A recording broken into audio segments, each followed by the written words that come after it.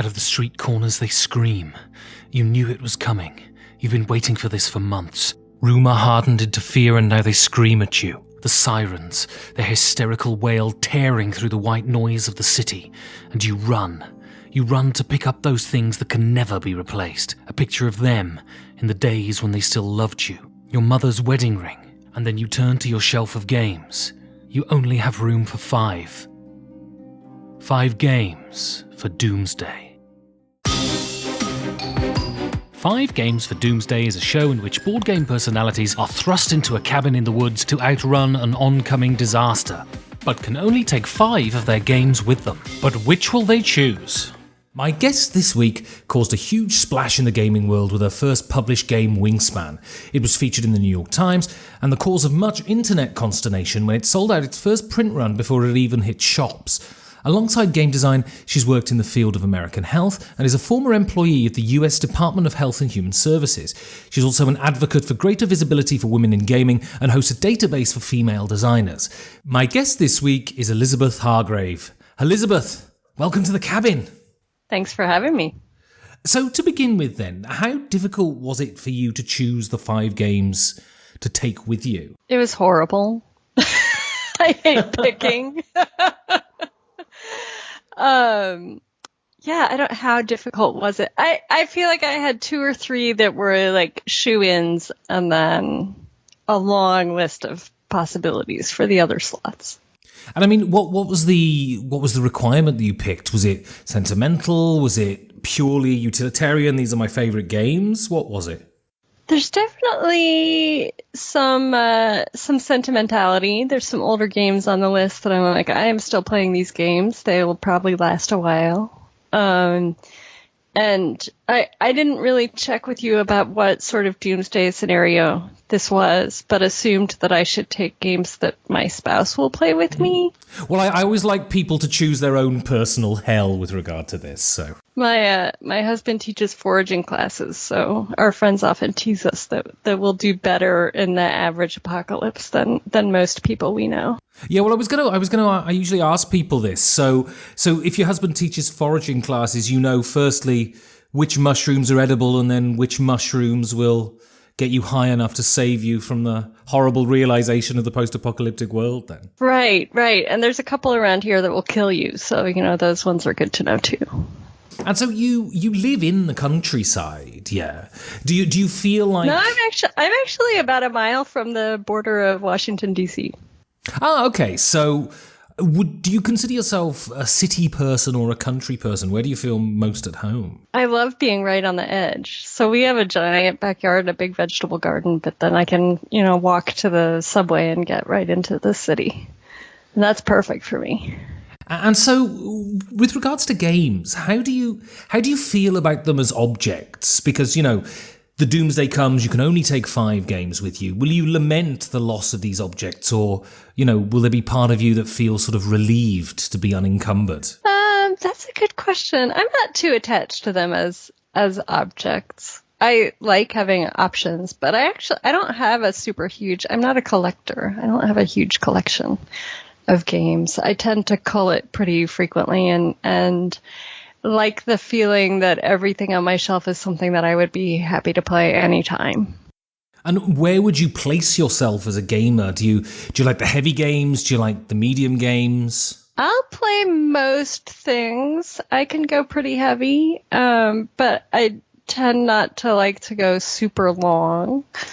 And really the only games that I don't like are social deduction. And why is that, would you say? Are you a terrible liar? I'm a terrible liar and I don't enjoy it.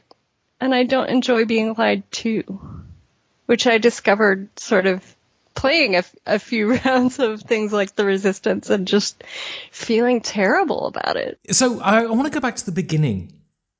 So you said you moved around a bit as a child, but then you settled in Florida. Now, Florida has become something of a meme over the last few years on the internet. Is Florida as crazy as the internet would have us believe? I think parts of it are. I was in a college town, so, you know, the whole Florida man thing wasn't so strong there, but But yeah, there's some real, people have different images of Florida, right? Because you get Southern Florida, which is all retirees and a lot of money.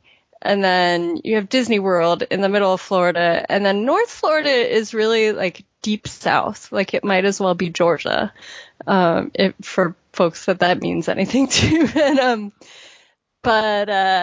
So yeah, and then the University of Florida is in Gainesville, Florida, which is North Florida. So it's sort of this, big university culture plopped down in the middle of otherwise quite rural, backwoodsy Florida. And so is Florida generally quite a conservative part of the world? Or, is the university town like all university towns, kids drinking too much, and we all see Spring Break on the TV and everything. Right. Gainesville is one of the more liberal parts of North Florida for sure. I mean, so the last several elections, the elections have actually been like down to the wire, sort of over time, because the vote is so nearly split between Democrats and Republicans, so conservative and liberal. When it's statewide. It's a very divided state with a lot of different pieces to it. I mean, can you split? Is a Florida Democrat different to a California Democrat or a New York Democrat? That's a good question. Probably. I haven't lived there long enough that I'm not sure I can say these days. It seems the two parties have a fairly broad church. It's what it seems to me. Yes, for sure. Florida Democrats probably on average are less liberal than California or New York Democrats, which is a tradition in the South. I mean, the Democratic Party was very conservative for a long time down there. And so then you went on to university and you studied public policy. So firstly, what does that entail? And secondly, what drew you towards that area? Yeah. So public policy is sort of a conglomeration of things that might help decision makers in the government. So you do some statistics and some economics and some history and some, subject matter expertise in whatever you're interested in. I actually started out as a religious studies major in college and thought about becoming a Unitarian minister, but was realized at some point that I'm not really outgoing enough to be in that kind of position, and wanted to be sort of more directly helpful and sort of hands-on to making things better in the world. So I thought public policy might be that track. And, is this, people study for certain reasons. I studied acting because I have absolutely no desire to ever have any money at any point in my life. But is there a career there at the end of a public policy degree? Can you become a civil servant and lead quite a sort of comfortable, normal, solid life? Or is it, full of ups and downs? It worked for me. I mean, the one thing that can be full of ups and downs is if you go the very political route, then you may be in and out of jobs more regularly. But civil service, if you're just taking a mainstream government job that's not a political appointment, then it can be a very stable line of work. And you studied areas like public health and issues surrounding poverty. What interested you about those areas? I think just wanting to help people. Health really fascinates me because our healthcare system in the United States is so convoluted, but your personal health is like so fundamental to having a good life, and to the extent that people have issues that are unaddressed, and especially if there are issues just because they can't afford to get them addressed, that's really troubling. And you said you looked into areas of poverty. I mean, how big is the gap between the richest and the poorest in America? Is it absolutely huge? Is it sort of, when we think of India, we see the big high-rise buildings with the shanties built around the foot of them. Is it a sort of similar situation in America? I mean, I don't think it's as visible and as close in in the United States as it is in a place like India, where you like get that strong visual standing in one spot. But it's a huge divide. I mean, there are a lot of people really struggling to make it, and the safety net has been under attack for a long time here. So the bottom is maybe not as low as it is in a place like India, but still really people just scraping by. And then, we've got the Bill Gates and the Donald Trumps of the world, and below them a significant class of folks that really don't have to worry about anything. And I assume don't pay an awful lot of tax. So they say. I mean, I haven't really personally looked into it, but yes, there are a lot of ways to file your taxes and get out of paying a large percentage of your income. Certainly paying less taxes than in most places in Europe. And, a big sort of issue in Britain at the moment is not those people sort of at the absolute bottom, but it's what we call the working poor. So people who have jobs and yet still have real difficulty making ends meet. Is that a factor? For sure. And here healthcare plays a big role in that. So, we've over the last several years during the Obama administration sort of tried to expand programs for low-income people to get their health insurance covered, to start trying to reach up into that sort of working poor segment that otherwise couldn't buy insurance in the marketplace because it's just too expensive. And so that sort of, having some income, not being totally destitute, can really can disqualify you from programs that help a lot and then make things feel even worse in some cases. So just moving off this area for a bit then, when did games come into your life? And I mean, did you play games as a kid, or is it an interest that you acquired at a later date?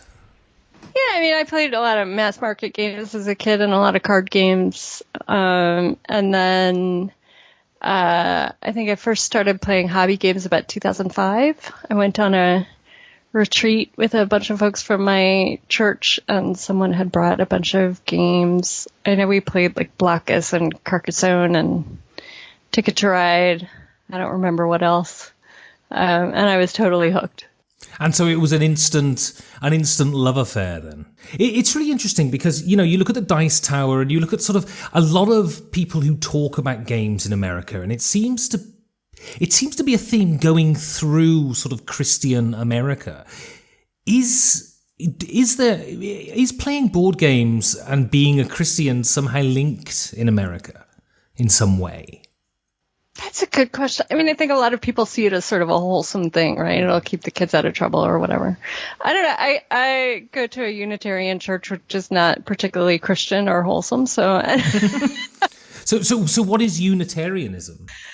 Unitarianism, well, it's Unitarian Universalism are sort of two branches that broke off of Protestant Christianity in the 1850s, and so Unitarians challenged the divinity of Christ and just said, there's one God, but we don't believe in the Trinity. And the Universalists broke off and said a good God would not condemn people to hell for eternity. We don't believe in hell. And over time, those two schools of thought sort of evolved, and they merged into one organization in the 1960s that so their tenets are basically like everyone has the right to a free search for their own truth and meaning in the world. We're not going to sort of assert a particular dogma that you need to believe in to be a member of the church. So you'll find atheists and theists mixing together, but just enjoying thinking about how to lead good lives, and a lot more emphasis on sort of the present moment and what we can do to be good people now, and not needing to agree on what happens after you die or what happened 2,000 years ago. I mean, do you have fixed ideas on that? Do you have a particular faith, or do you vacillate from time to time? I do not have a lot of what most people would call faith. I mean, I'm a pretty scientific, pragmatic. And so what does your church give you then that I don't know, because it seems to me, you know, people go to church because they have a sort of dogmatic belief in something that can link them. What does your church give to you that, I don't know, going to a pub doesn't, or going to a board game evening doesn't? I mean, it's a lot more reflective, right? And so it's community in the same way that either of those is, but then, a moment to pause and reflect on what's important and feel connected to things without needing to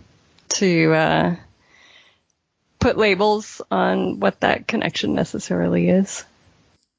So I want to go to your first choice now, and this is something, you're not the first person to have cheated, basically, is what I'm going to say. So you share this distinction, I think, with Rainer Knizia, who chose the same thing, and a number of other people. And this is a standard deck of cards. So firstly, what are you taking these for? Is this for designing, or is this for the plethora of games you can play?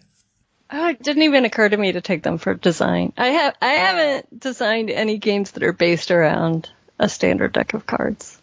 I grew up playing a lot of hearts and gin rummy, and in college played spades, like many, many games of spades every week, and learned bridge my senior year or just after graduation from college, because we had a housemate who knew bridge and knew that all of the spades players in the house would struggle with their academics if he taught us bridge during the school year. So he taught us that summer.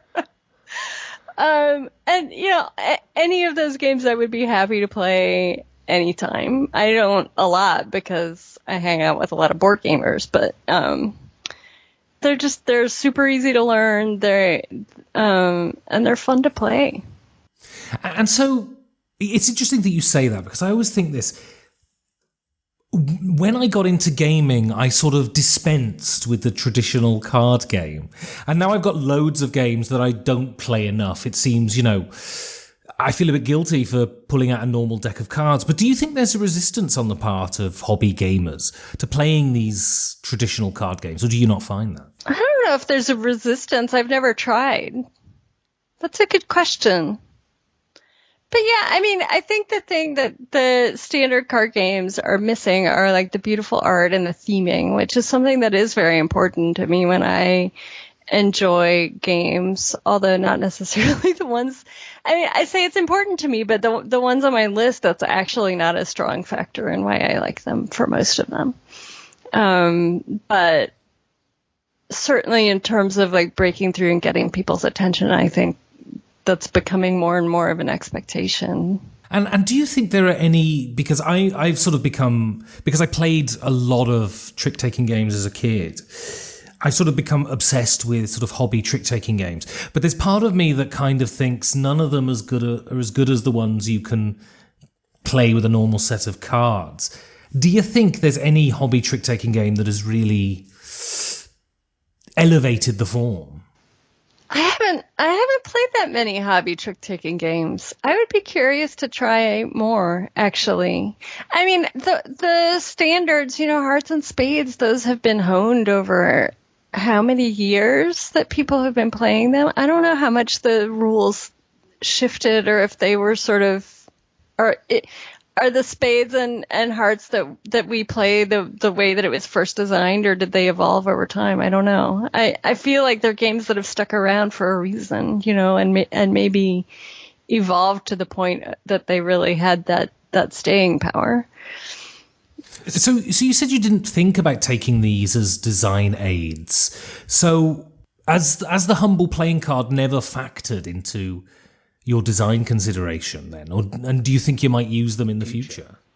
Yeah, they haven't yet. I wouldn't rule it out if I had something where it seemed like they would be useful, but I just haven't started a design that sort of fit into that structure. So I want to go on now and talk about your work for the government. So you worked for the US Department of Health and Human Services. What was your job there? I think my official title was that I was the special assistant to the assistant secretary for planning and evaluation.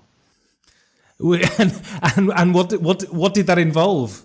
Trying to fit it onto your letterhead, I assume. Yeah, right. I did a little bit of whatever needed doing for that person. And the office of the assistant secretary for planning and evaluation was like an office that did a lot of analysis work, trying to sort of look at data and figure out solutions to policy issues that were going on. So while I was there, the Children's Health Insurance Program passed, and I did a lot of the work leading up to that, sort of analyzing how many children in the United States don't have insurance, what are their income levels, what are sort of the common health issues that children are having that if they did have more access to insurance might be less of an issue, sort of coming up with data like that to help convince people that expanding insurance to more children would be a good thing.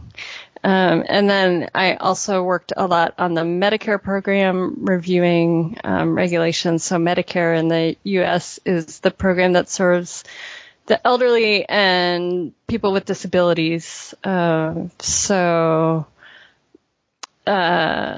Yeah, I did a lot on like regulations related to nursing homes and post-acute care, things like that. We, in Europe especially, we kind of look upon the American health system with some sort of bemusement. I mean, because in some quarters, the term universal healthcare is a negative term. I mean, what is the issue with the American health system? Why is there such obstructionism to making sure everyone has access to healthcare? I don't know.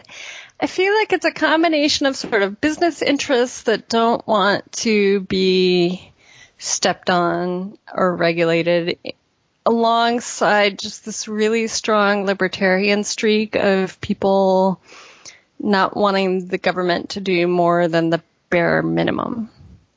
I don't know. Healthcare has such a weird history in the U.S. So during World War II, there were wage controls to try to fight inflation during wartime.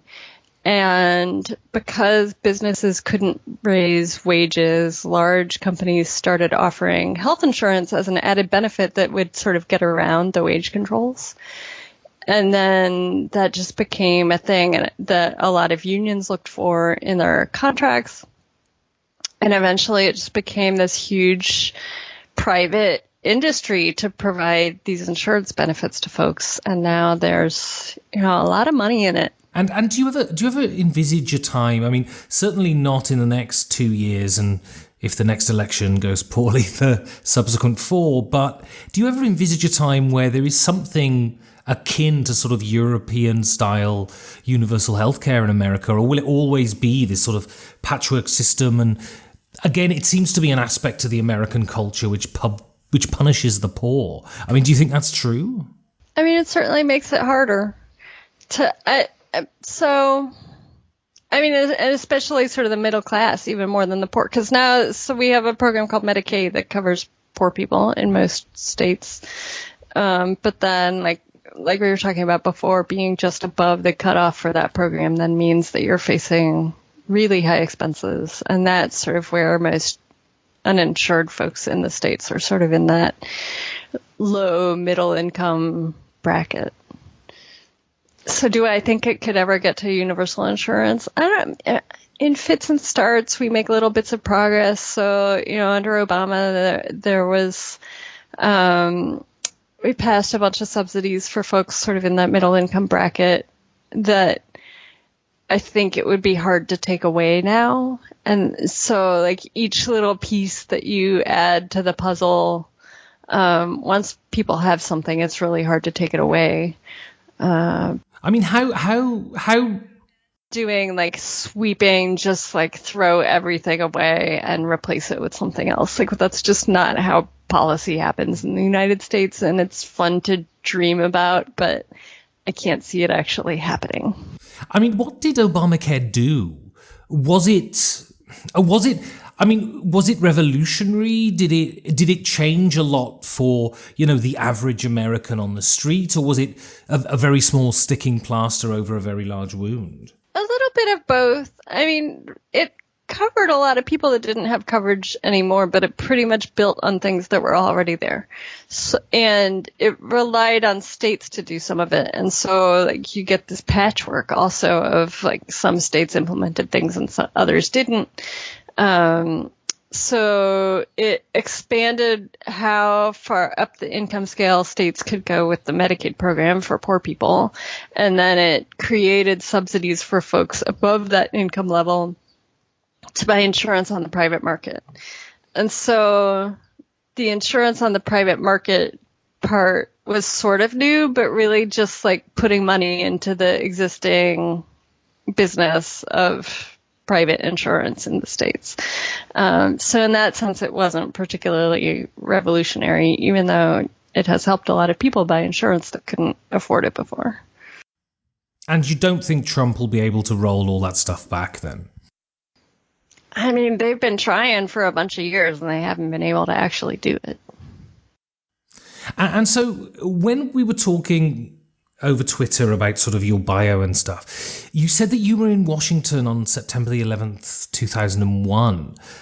What was it like working in government on that day? Yeah, so I was working in the Senate then. I was in a conference room in sort of an interior room. We had no idea what was going on until someone in the meeting I was in got a phone call from a friend of hers checking on her, and we were like, oh, should we be worried about something? And I went back to my office and it had been evacuated. So we left. I walked over to a friend's house that lived on Capitol Hill because there were all these rumors about like things blowing up in Washington, D.C., which, the Pentagon was a ways away from Capitol Hill. But so there was a plane that came down there. And then there was a plane that crashed in Pennsylvania because the passengers took it over that they think was headed for the Capitol or the White House. They're not sure. So, yeah, it was pretty freaky. I mean, did you feel in danger at any point? Yeah. It was, no one knew what was going on. And it was the cell phone lines were totally jammed. You couldn't get through to anyone on the phone because everyone was trying to make calls all at the same time. And it was a big day of uncertainty. And I hunkered down at my friend's house and watched TV all day and just footage mostly from New York City just over and over and over again. There was a lot less attention to DC, but it was a pretty weird time to be in DC for sure. And you said you had an event with some weaponized anthrax. What was that? Right. So then that October, there was a case. Someone sent several letters through the mail to various media outlets and politicians that had anthrax in them. And one of them got sent to my boss, and the mailroom was right outside my office. So that several people in the office tested positive for having been exposed to anthrax, and we all get to take really long courses of antibiotics. So that was right on the tails of the Twin Towers and the Pentagon, and DC was still kind of under lockdown, and that was a whole nother traumatic experience on top of it. So my office got, everything in it got incinerated, basically. It was a total, biological, I don't know what you call it. It was totally, sealed off and shut down and destroyed, and we had to work out of different offices for months. And, how long did it take? You said you worked in the Senate. How long did it take to get back to normal after September the 11th? Were the ramifications felt? Obviously around the world in terms of public policy, in terms of simply getting on a plane, you feel it every day. But how did it feel there? Was it was there a palpable sense of tension for ages? I'm trying to remember how long. I mean, there were like fighter jets, so there were no commercial flights for a couple weeks. I don't remember exactly, but there were fighter jets and helicopters going overhead all the time. I mean, it felt like martial law or something for a little while. And then, yeah, so when my office in one of the Senate office buildings got shut down, I ended up working in some swing space right off the floor of the Senate. And so it was it was a strange time. I mean, so the whole, going to war over it and just being right there off the Senate floor while all that was going on was definitely sort of a heightened sense of this is different. It was definitely different for months.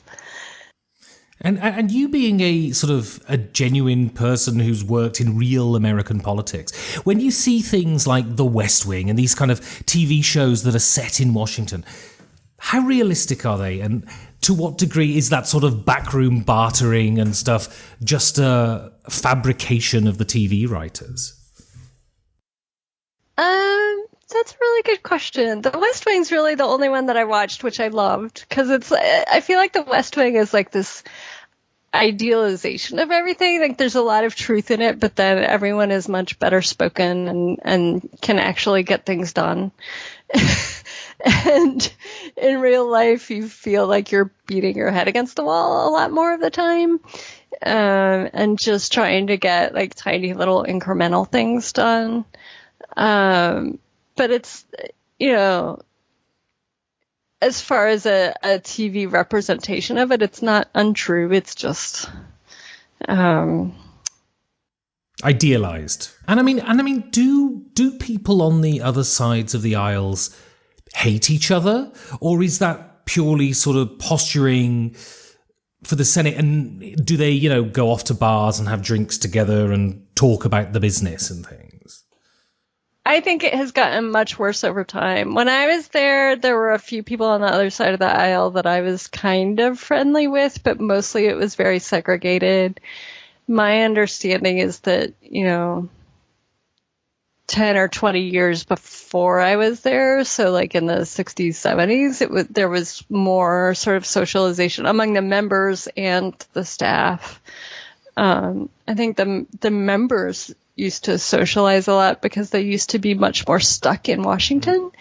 And as plane travel became cheaper and easier, folks get out of town every possible second they can. And a lot of people think that has broken down some of the social structure of the institutions.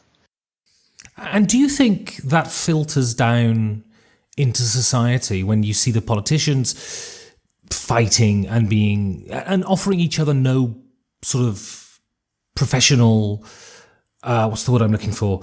A professional courtesy. Do you think that reflects on the public? And can that be sort of an origin of the division that we see in wider society? Yeah, I think it is related to some extent. I don't know if it's the driving force behind it, but I think people will say things about other politicians that they aren't friendly with, that they would never say to someone that they were, going out and having drinks with after the end of the day. And in general, do you think most of the people there are just trying to do the best with what they can, or are there some real crooks there, would you say? I think it's mostly people trying, like, they really truly believe on both sides of the aisle that their worldview is going to help people. I mean, that is one thing that, even though I've been super involved in politics and have very deeply held views about what I think is right and the best way to make things better, I really do believe that it is possible to hold views that are diametrically opposed to mine and still be a good person and hold them for, legitimate reasons, and just have, different ideas and be using different data about about what's the best way to fix things. So I want to go on now to your next game, and this is a classic. This is Castles of Burgundy. So why are you taking this one with you? It's just a really solid game and one that has made it to my table more than most, and I am still happy to break it out quite a bit. It plays great at 2 players. I don't think I mentioned in my my overall how did I pick my games, but my spouse is definitely less of a gamer than I am, and so the question of what games is my spouse willing to play with me is a harder one, and this is one that he enjoys as well. I think it was the first game that I played that did dice in a way where there is still randomness, but you're not necessarily going for higher or lower, and each number has its own value to you that, some turns you might really want a 4 and some turns you might really want a 1, but it's not that you always want 6s, that they're always better than anything else. And that kind of blew my mind when I first played it.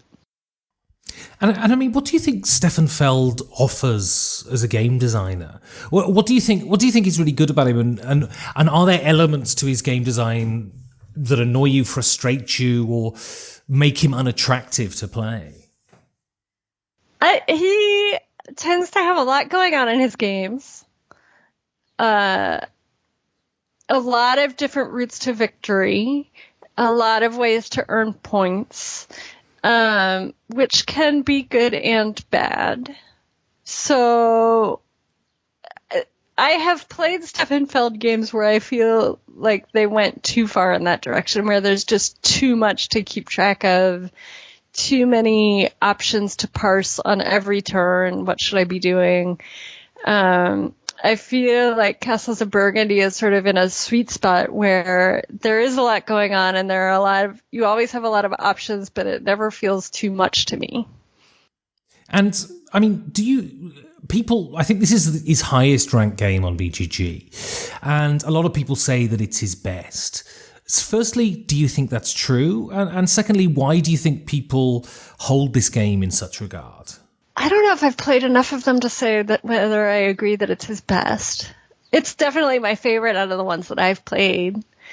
And I really do think it's that sweet spot of like always having interesting decisions to make, but not so many options that you feel overwhelmed by it.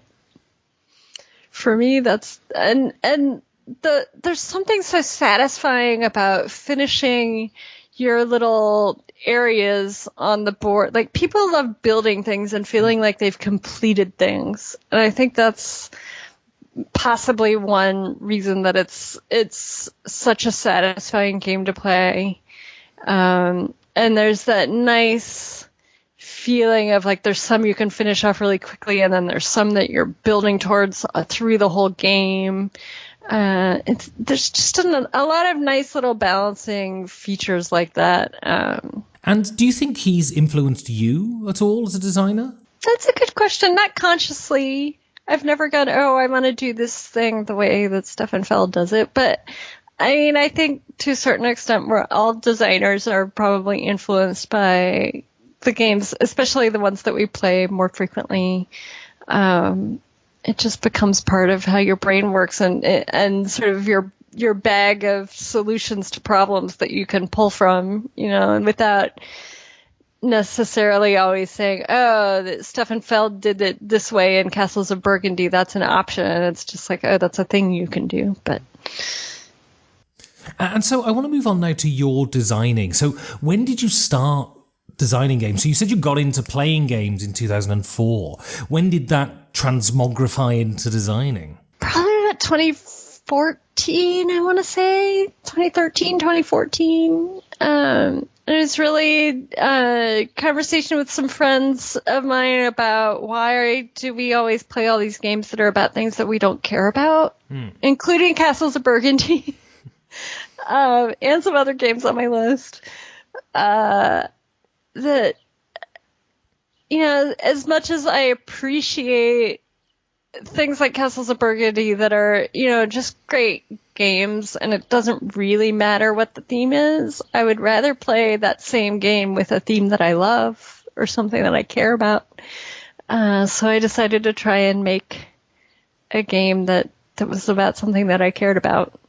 And was it a natural progression for you to start designing when you decided to go on and make something about the thing you love?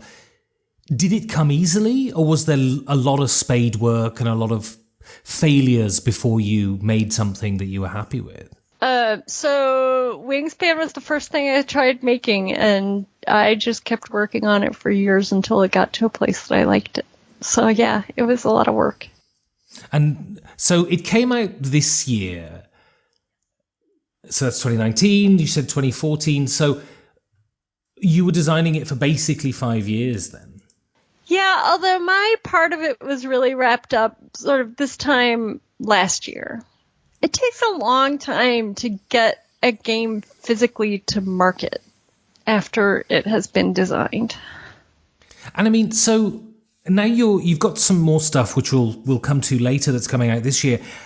So now you're sort of a seasoned, published game designer. What do you think your strengths are as a designer? What are you good at and what are you not so good at?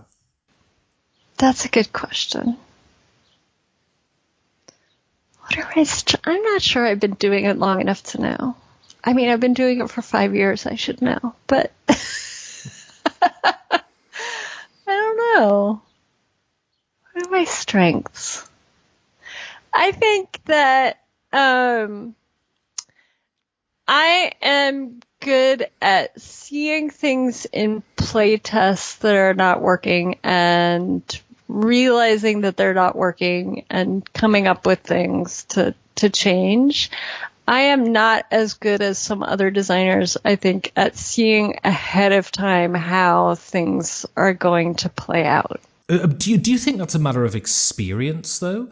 Because it seems to me what happens in your head is very different to what happens in the wild, no? Yeah, and it's one of the pieces of advice that I give to new designers all the time is like, you have to get it out of your head and onto the table. Like, you may have fantastic ideas, but there is going to be something in there that doesn't work the way you expect it to for some reason, and you really can't see it until you just make a physical prototype and start playing with it.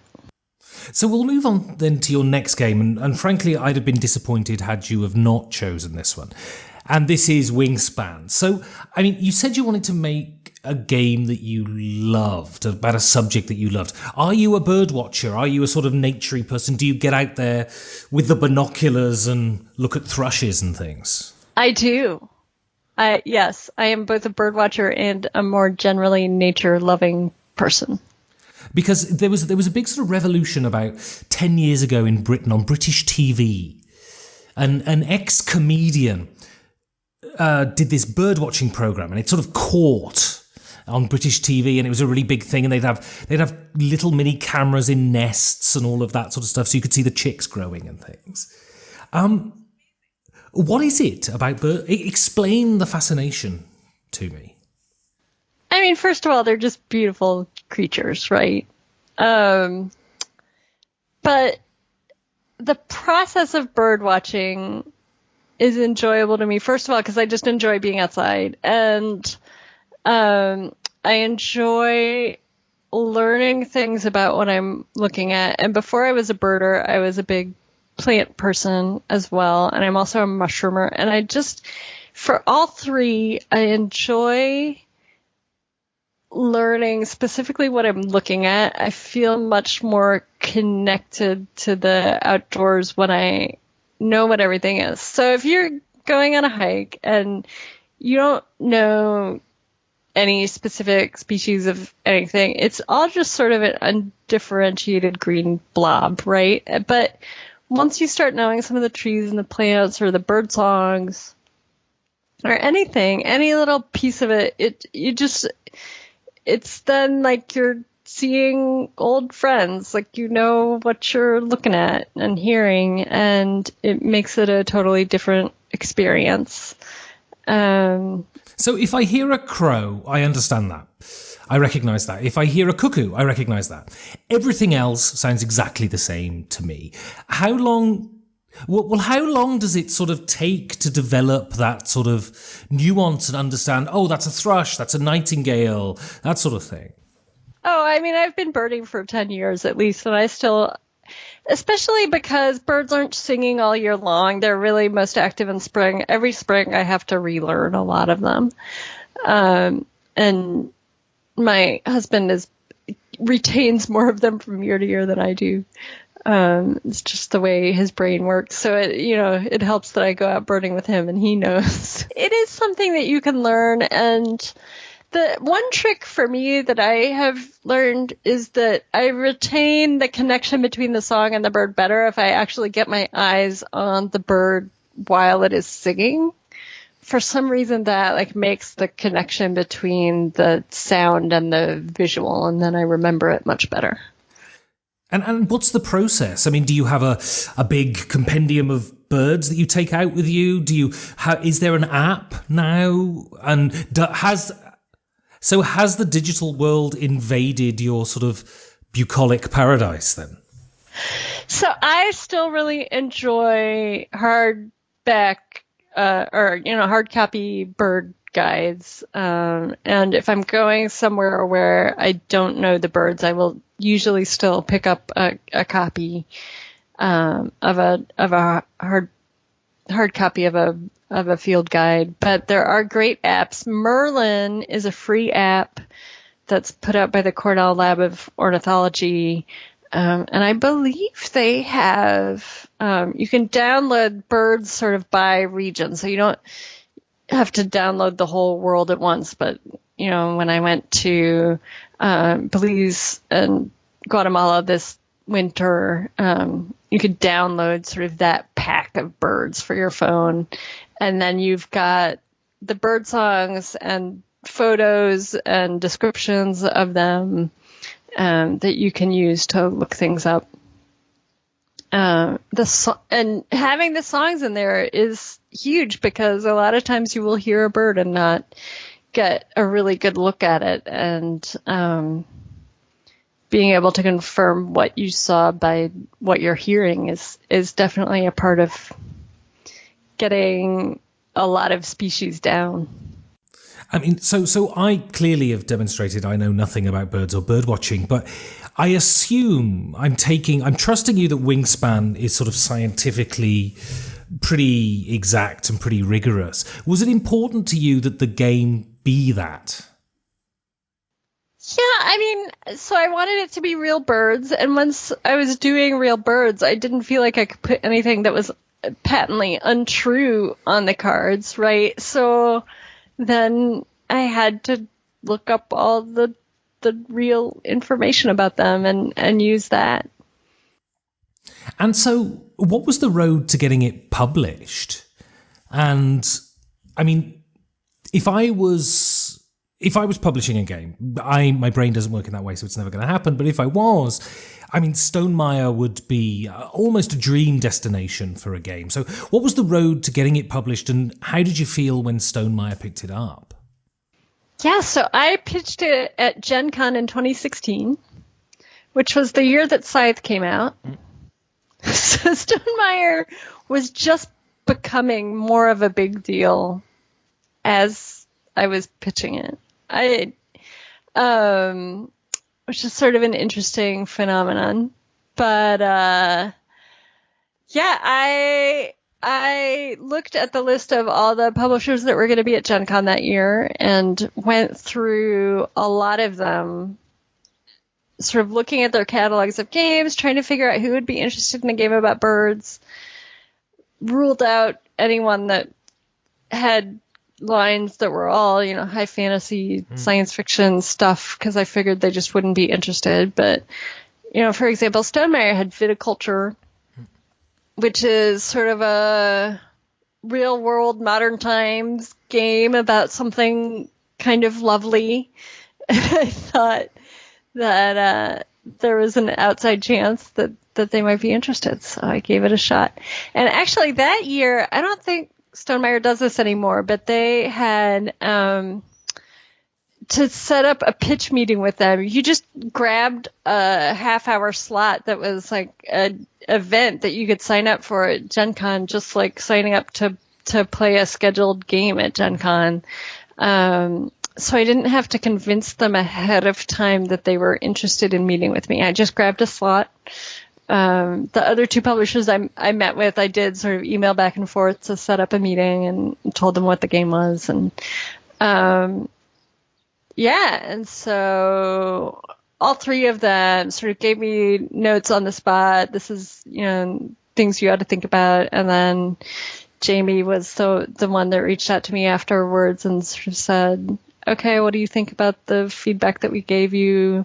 What would you do to implement some of those things? And that started our long development process of sort of back and forth by email, working on improving it to the point where it got published. And so how different is it now from that 2016 pitch? Quite different, for sure. Yeah, we worked on it for, year and a half, back and forth, really. The thing that we worked on the most, or sort of the core of the changes, was really amping up the engine building aspect of it. And everything else that changed was sort of in service of that. And so it's been the undeniable sort of hit of 2019. I guess there's two questions here. Firstly, does that surprise you that there's such an appetite for sort of a realistic sort of science-based game? And secondly, were you surprised at kind of how annoyed people got that they weren't able to get hold of it for 2 months? So the fact that it was a big hit was definitely a big surprise. I mean, because going into game design, right, everyone says there's no money in it. A good game sells 5,000 copies. Be happy if you make it to that point. So that was sort of what I had in my head all along in terms of realistic expectations for a game. Like, I thought it was good, but there's never a guarantee that other people will think, there's plenty of good games that never quite hit for one reason or another. So that was definitely a surprise. And with the theme, I think the bird theme has ended up helping Wingspan a lot. I think it appeals to a lot of people, but there was a good chance that it could have gone the other way, and hardcore gamers who don't care about birds could have said, that's ridiculous, we're not interested. I think enough gamers were willing to give Stonemaier a chance when they said this was a good game, that then the word started getting out of like, oh yeah, even if you're not interested in birds, check this one out. But then I think themes about nature just naturally appeal to people, even if they don't think they're nature-y people. It's soothing and pretty and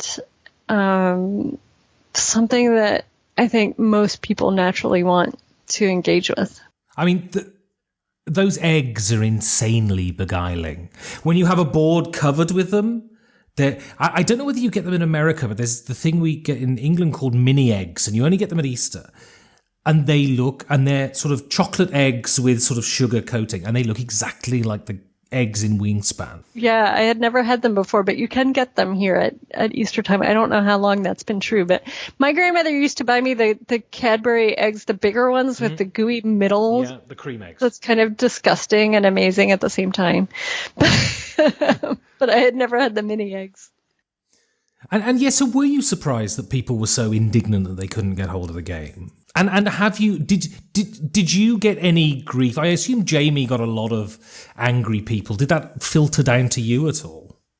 Not too much. I mean, I got the question a lot of like, how can I get my hands on this? But not any anger. And I don't know if Jamie felt like it was a lot of anger as much as there was a small element of anger and a lot of just like, when can we get it? When can we get it? Without anger attached to it. But Yeah, the thing that mystifies me the most are the people that were like thinking that this was somehow part of some grand strategy on Stonemaier Games' part to like manufacture a shortage, which is just terrible business sense. Like, you don't want to have an article in the New York Times, which, by the way, was like not pitched to them by us. Like, they reached out to us. You don't want to have an article in the New York Times and then not have copies available to sell to people immediately when they read that article. There's no guarantee that they're going to come back a month or two later when the game is available again and then buy a copy, right? Like, it's just not a good strategy to not have enough available. It was definitely not a purposeful shortage.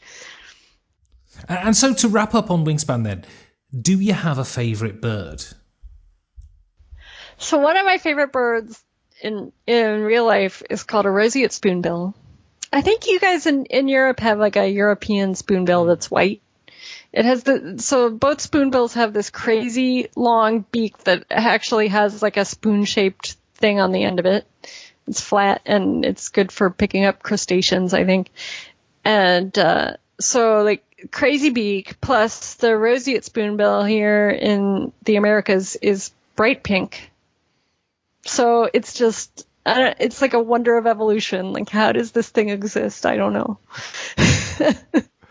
So I want to go on now to talk about sort of women in games and sort of your contribution to it. So you have a database of female designers on the website, on your website. Why did you start this?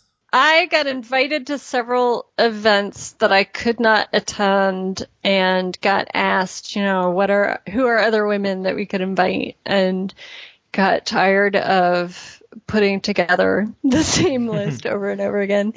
But also got tired of in media accounts about Wingspan, a lot of articles said things like that I was one of the only women designers of board games, which is just not true. I am now one of the more successful women. Like, I'm one of very few that are in the top 200 on BGG. But I'm not one of the only ones. There's like almost 200 women on that list now, with published board games around the world. So, yeah, just wanting to use my 15 minutes of fame to help elevate some other people and get some more word out about women doing great stuff, and to try and sort of normalize the idea that all game designers are not guys. I've had a lot of experiences going out to playtesting events and gaming events in general, where I am often one of very few women. And that can be uncomfortable, and I've never been treated badly in ways that I perceived were because I was a woman, but even just being in an extreme minority, or having people be surprised that I'm there is uncomfortable, and I'd like to make it a little easier for other folks. And I mean, there's obviously these factors. Do you think women have a disadvantage in the gaming world? And I don't really want to talk about as gamers, because that's also an area, but as professionals, entering as designers, as artists, as, people who, as publishers, all of these sort of aspects. I mean, there's a lot of work out there about unconscious bias. I don't perceive that there are a lot of publishers that are consciously discriminating, although it's certainly possible. And I actually talked to one woman at the end of last year who was in a game design contest that was sort of publicly judged, where one of the judges, who is an established publisher, successful publisher, said some things to her that were not acceptable. So there are definitely people that are being sort of overtly biased, but there is also a lot of work out there in general in many different fields about the unconscious bias that a lot of people have. And I do think it's possible that that's at work, and it's really hard to test. But I think it's helpful for people to keep in the back of their minds that that is a possibility. I think another thing that happens is that a lot of publishers, reasonably so, are much more interested in publishing games by people that already have a successful track record as designers, as published designers. And that just reinforces that games get published by the same types of designers that have already gotten published. And so if we ever want to get more people of color, more women published, you have to have publishers that are willing to break out of that and take risks on new designers. I mean, because there's a lot of talk about, in all fields at the moment, about representation. What does representation do? Why is it a good thing? Why should we care about it? I mean, I think ultimately representation in games is going to broaden the field of gamers. So if I'm walking into a gaming event that is more men than women, and then I sit down to play games, and over every game that I play is all male characters, and thank God we're moving away from male characters plus women in bikinis. Like that, it just makes it that much worse and that much less likely that I'm gonna keep coming back. Whereas if I walk into this event and I'm one of the only women there, but the games have lots of women in them or are about other subjects that are interesting to me that don't necessarily represent people at all, that's going to be a very different feel. I mean, is it fundamentally about feeling that there are people like you who share your interests? Yes. And, and being more interested in games that are about things that I'm interested in, including people that I want to see. And I think it's interesting because I've been thinking a lot about sort of Twitter and how toxic the internet can be and how the way I see myself sometimes acting, and certainly people who I've met who act in sort of a way on Twitter that I think you would never sort of do that face to face. And yet Twitter is often used as an analog for real life. Do you think we make a mistake in thinking that Twitter is really what people think? That's a good question. I mean, there's a lot going on Twitter besides what you actually think. There's a lot of sort of presenting a public persona that can get in the way of saying what you actually think. And then there's the sort of, so that's a more positive side of it, right? So that may not involve being mean to people, but you may still not be saying what you actually think. And then the negative side of it is, that people are much less inhibited online than they are face-to-face in face-to-face interactions. I don't know. I was bracing myself for much worse than I got when Wingspan came out, and part of it may be that I just subscribed to the right block lists. But I was really concerned because I know women who are active in sort of content creation in board games who've had horrible things said to them. I was really bracing myself that might happen with Wingspan, but it hasn't come to pass. So I don't know why not, but I'll take it. It's really strange. I think it's something to do with content creation. When your face is out there and your voice is out there, and also there's a feeling of ownership and people feel like they can criticize. And sometimes that criticism is eloquent and sometimes that criticism is base, Yeah. And I wonder also if I don't sort of get some benefit of having sort of the protective aura of Jamie Stegmaier associated with me. And certainly, the community that he has created on the Facebook page for Wingspan is just amazing and so positive. And there's like almost 5,000 people there right now. So that's been like the best of social media board game world, to be participating in that and just to be hearing from people every day who are enjoying the game. And it's been great. So your next game then is Race for the Galaxy. So why this one as opposed to Roll for the Galaxy? Yeah, I've only played Roll for the Galaxy once. I had already been playing Race for the Galaxy, I think, for years when I tried Roll for the Galaxy, and it just felt totally wrong to me. But I think because I started with Race. I don't know. I have probably played Race for the Galaxy more than any other game. It's such a sweet, quick little 2-player game. My husband and I play it all the time. And we'll do a lot of like best 2 out of 3 kinds of things. So, there's something I enjoy about the cards more than the dice, that even though the cards are also very random, the dice really feel uncontrollable to me. And they always say that the big problem with Race for the Galaxy is the opacity of its icons and things. Is this unfair? Or because this is a game I'm ashamed to say I've never played myself. Is that unfair? Isn't it unfair criticism, or is it a pain in the arse to learn?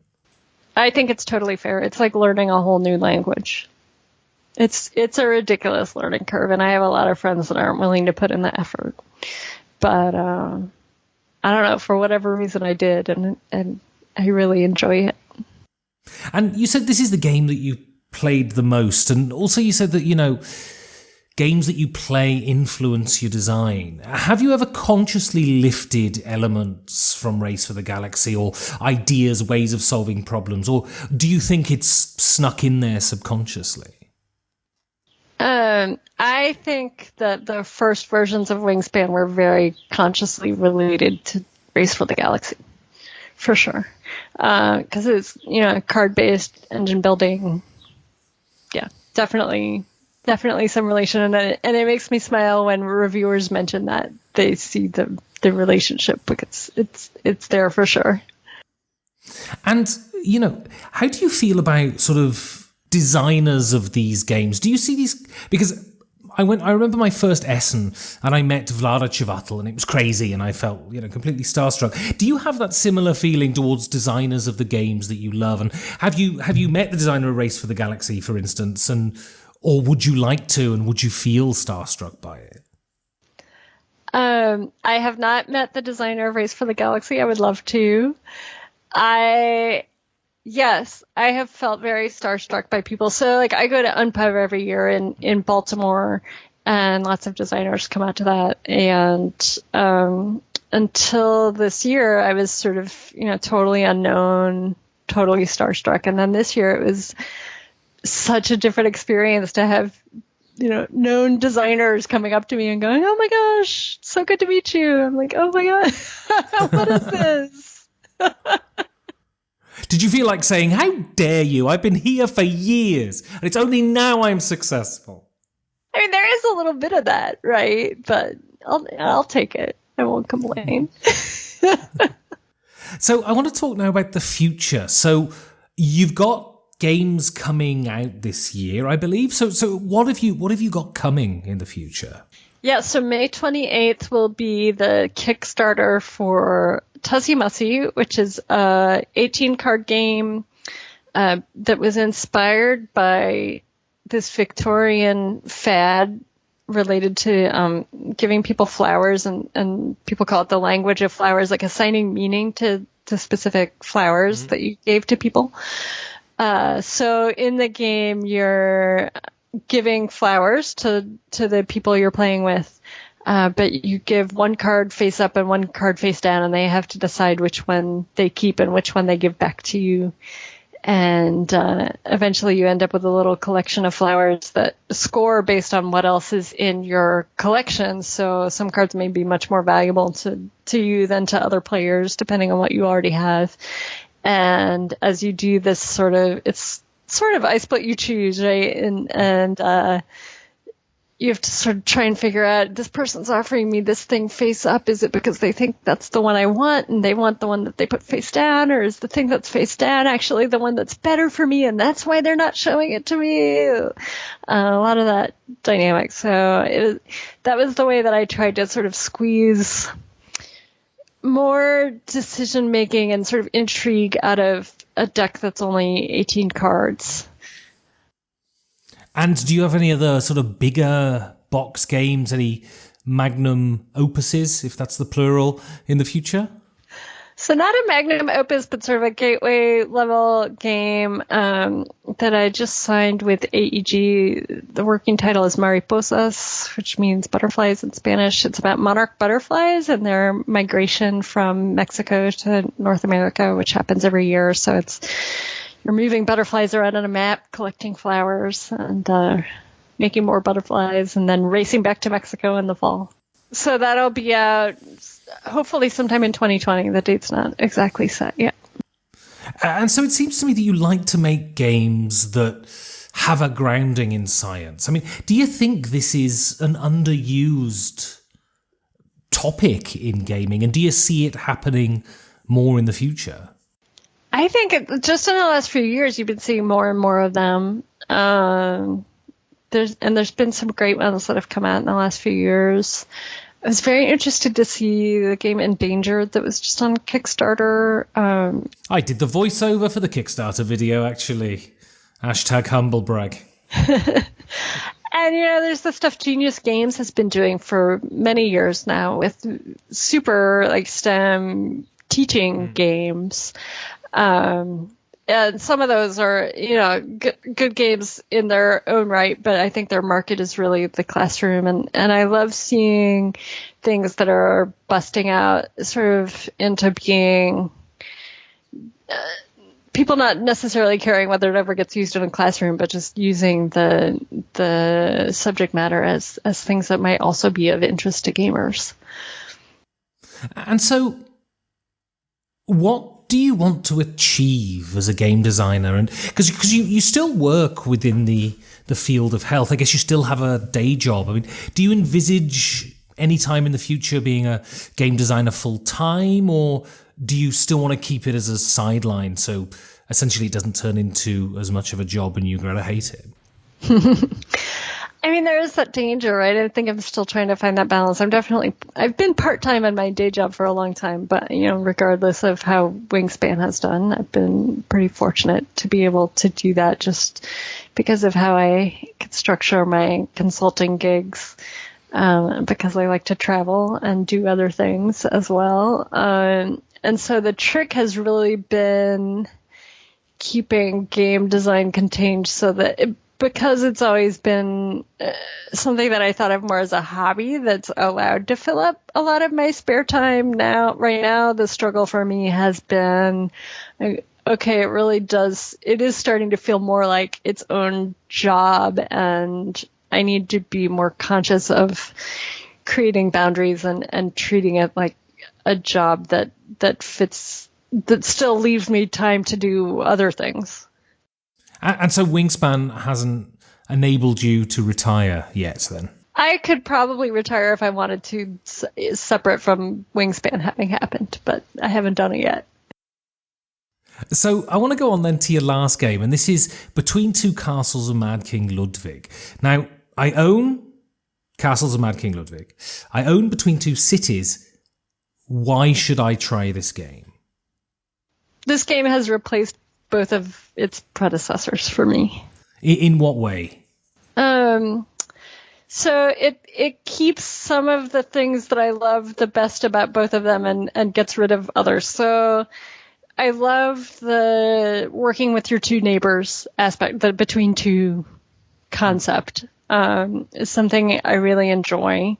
And it keeps that from Between Two Cities, but then it keeps some of the really interesting scoring mechanics and set collection from Between Two Castles of Mad King Ludwig. And then the thing it does that I like better than either game is that the views of the castle rooms are as if you're in the room looking at the things in it instead of top down. Mm-hmm. So the art is beautiful, and it gets rid of the auction from Between Two Castles, which some people love, but I feel like with the people that I play with, it just slows the game down so much. And the wonderful thing about the between two model is that there's almost no downtime because it's simultaneous play. And that's just lovely, especially for bigger groups of people.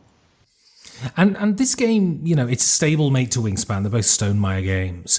Do you think there's a unifying character to Stonemaier's games? I don't know. I mean, they're all visually very appealing to me. And one of the ways that Stonemaier articulates what they're looking for in games that are pitched to them is they want event games that would be like the meaty game that you might organize a game night around. They're not interested in filler games. And so that's sort of a weight and a length more than anything more specific than that, but it does make their games feel more similar to each other than a company that tries to have some fillers and some super heavy games. And then I just think, I don't know, Euphoria is sort of in that science fiction dystopia world that is more common among board games, but even then it's sort of a unique take on that theme. And then viticulture is a very unusual theme.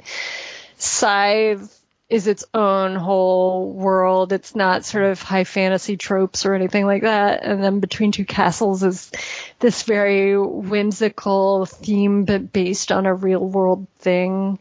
So even theme-wise, maybe they do have something in common, or at least they're each out of the ordinary in their own way. So, one last question then. You're driving to the cabin, fleeing the apocalypse, driving out of Washington, D.C., and you go around a corner, the back door of the car flies open. 4 of the games fly out, down a ravine, are swept down a river, and are gone forever. Which game do you hope is lying on the backseat of the car? I think I have to say Wingspan. I felt bad even including it. You say you would have been disappointed, but it feels weird, right? To say you want your own game more than any other. But, not even just for the gameplay, but just as this piece of my life work. I spent so long working on it. It feels like this amazing achievement. How can I not keep that? Brilliant. Well, if people want to get hold of you, how would they go about doing that? I am pretty active on board game Twitter at Eliz Hargrave, so Eliz Hargrave. And I mentioned the Facebook page for Wingspan. I also check in there most days. There's lots of people talking about the game there. Elizabeth Hargrave, thank you very much. Thank you. And if you want to suggest a guest, or if you want to say something nice about the show, or if you want to say something horrible about the show, you can contact me on @5gamesfordoomsday on Twitter. You can send me an email at 5gamesfordoomsday@gmail.com. You can give a rolling donation to help support the show at patreon.com/5G4D, or a one-time PayPal donation at the bottom of the website 5gamesfordoomsday.com.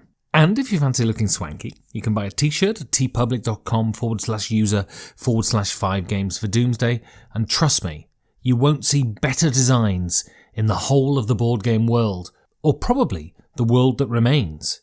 And if I haven't had to deny my affiliation to escape the bureaucratic eagles and the swarms of people who bore me, I'll see you in 2 weeks for another 5 Games for Doomsday.